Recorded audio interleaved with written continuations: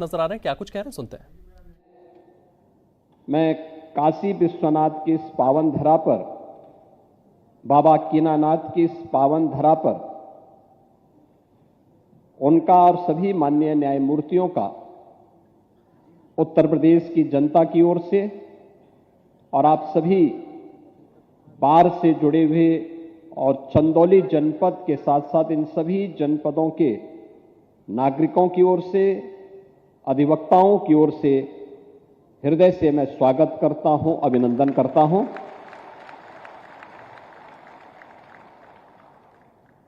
आज का दिन उत्तर प्रदेश के देश से अत्यंत महत्वपूर्ण दिन है और महत्वपूर्ण दिन इस बात को लेकर के कि यहां की न्यायपालिका के इतिहास के एक नए पृष्ठ का सृजन हो रहा है। मुझे याद है कि अपनी एक यात्रा के दौरान उच्चतम न्यायालय के हमारे आज के मुख्य न्यायाधीश माननीय श्री सूर्यकांत जी ने इस बात का उल्लेख किया था कि न्याय सहजता के साथ प्रत्येक नागरिक को उपलब्ध हो सके, इसके लिए आवश्यक है कि कुछ ऐसे मॉडल बनने चाहिए जो इंटीग्रेटेड हो, एक छत के नीचे हो। हम सब इस बात को जानते हैं कि आदरणीय प्रधानमंत्री श्री नरेंद्र मोदी जी ने 2014 में आने के बाद देशवासियों को ईज ऑफ डूइंग बिजनेस और ईज ऑफ लिविंग के लक्ष्य को प्राप्त करने के लिए तमाम प्रकार के रिफॉर्म किए। इंफ्रास्ट्रक्चर को देश के अंदर अत्याधुनिक बनाने की दिशा में कदम बढ़ाए। आदरणीय प्रधानमंत्री जी की प्रेरणा और प्रयागराज के उस कार्यक्रम में जब आज के मुख्य न्यायाधीश महोदय ने इस बात के लिए कि कोर्ट कॉम्प्लेक्स भी इंटीग्रेटेड होना चाहिए, हम लोगों ने उत्तर प्रदेश के अंदर कार्य करना प्रारंभ किया। और मैं धन्यवाद दूंगा कि इलाहाबाद उच्च न्यायालय के हमारे मुख्य न्यायाधीश महोदय ने,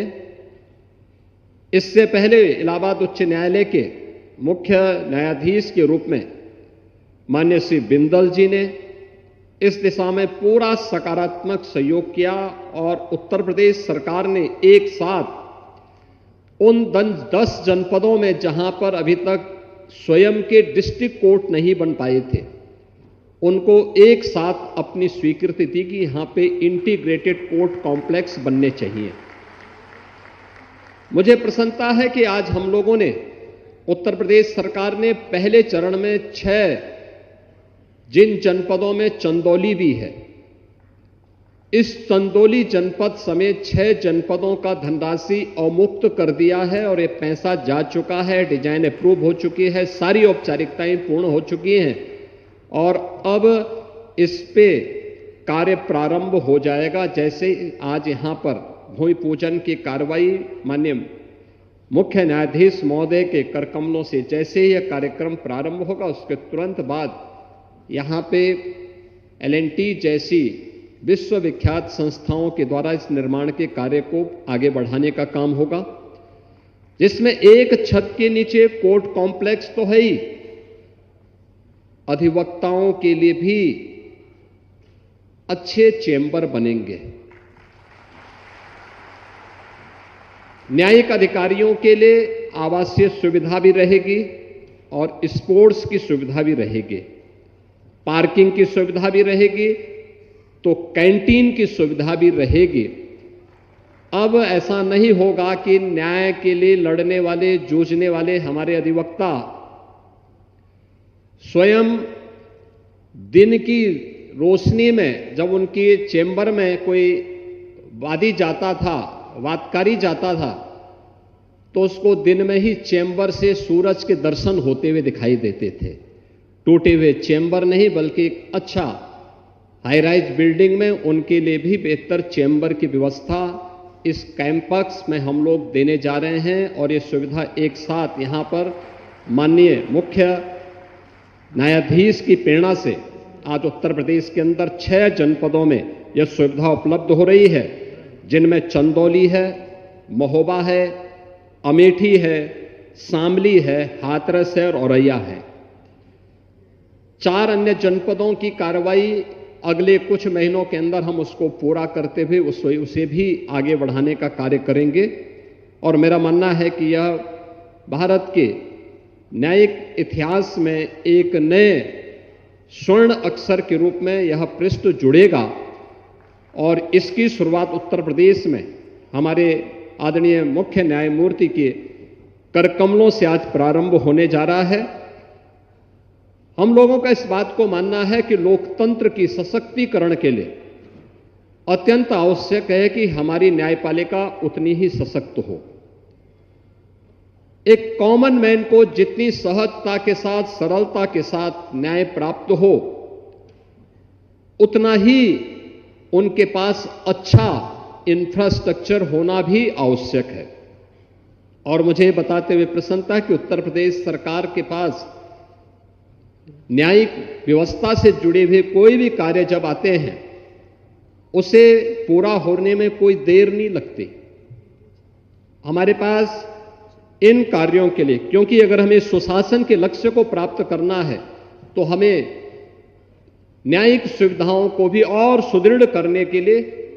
और सुविधा संपन्न बनाने के लिए अपना पूरा योगदान देने में कोई कोताही नहीं बरतनी चाहिए। और मुझे प्रसन्नता है कि उत्तर प्रदेश इस दिशा में बेहतरीन दिशा में आगे बढ़ चुका है। मैं आज के इस शिलान्यास कार्यक्रम के अवसर पर इन 6 जनपदों के साथ ही उत्तर प्रदेश के अन्य जनपदों में, जहां अभी प्रयागराज, अभी वाराणसी के बारे में भी हमारे उच्चतम न्यायालय के वरिष्ठ न्यायमूर्ति माननीय श्री विक्रम नाथ जी ने इस बात का उल्लेख किया कि वाराणसी में हम लोग तो हर जनपद में चाहते हैं कि हर जनपद में इस प्रकार के कोर्ट कॉम्प्लेक्स बने। और ये सचमुच ये 6 जनपद पायलट के रूप में हम लोग प्रारंभ करने जा रहे हैं।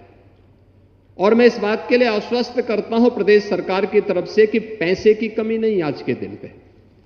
इच्छा शक्ति की कमी जरूर दिखती है। आप दृढ़ इच्छा शक्ति के साथ कार्य करिए, सरकार का पूरा सहयोग मिलेगा। मैं इन सभी 6 जनपदों के हमारे न्यायिक अधिकारियों को, अधिवक्ताओं को, जिनके द्वारा लगातार इस बात की आवाज उठाई जाती थी,